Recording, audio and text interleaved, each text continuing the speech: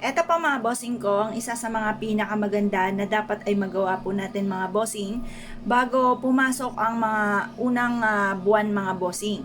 Or kaya sa mga huling Martes o huling Biyernes, unang Martes, unang Biyernes, mainam na subukan nyo po ito. Ito pa mga bossing ko ay ang ating asin.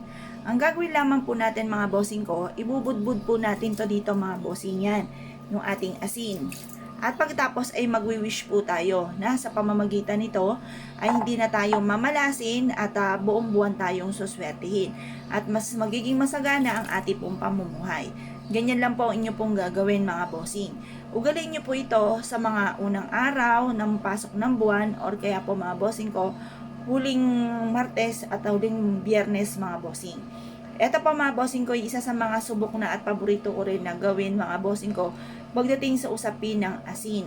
Kasi ang asin mga bossing ko ay mabisang pang cleansing, nagtataboy po ito ng mga kamalasan at ito po ay nag-a-attract ng swerte. Pagdating sa usapin ng mga punsoy, ang the best po mga bossing ko ng pang-cleansing ay ang asin. Kagaya na na-share ko nga po sa inyo, sa isang resort na pinuntahan namin, ay napakaraming tao, fully book na po sila at hindi na halos tumanggap ng mga walk-in dahil sa punong-puno na ang kanilang resort mga bossing. At doon ay napansin ko, may malaki silang bowl ng asin mga bossing ko sa main entrance ng kanyang negosyo. Samantalang ang mga katabi po niyan mga bossing ay halos wala ng tao, halos napakatahimik at kumbaga konti na lang ay magsasara na mga bossing. Pero sa kanila ay dinudumog mga bossing, bukod sa ganda ng kanilang ambience ay meron din silang pang cleansing at pantabay na mga kamalasan. At talaga naman tunay na nare-relax ang mga taong pumupunta po doon mga bossing. Subukan nyo po ito. Kung kayo po isa sa mga mahilig sa mga pampaswerte, wag na wag ka magpapawala nito dahil ako po isa sa mga magpapatotoo na sinuwerte sa pamamagitan ng ganitong mga pamamaraan. Kung naniniwala ka at naisyo po itong gawin, lumarga po kayo.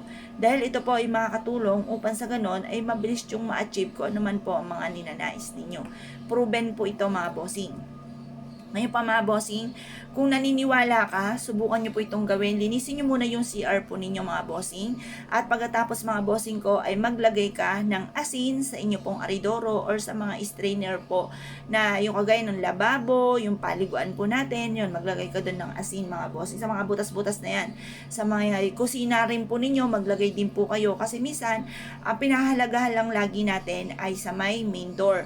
Hindi na masyado natin napapansin yung mga butas-butas na ganito mga bossing ko na dinadaluyan ng mga madudumi mga bossing. Lalo na sa gabi, maraming mga lumalabas dyan. Kung hindi po yan malinis, hindi kayo maglalagay ng ganito kung ano-ano ang papasok po dyan or maglalabas-masok ng mga bad spirit or negative po mga bossing.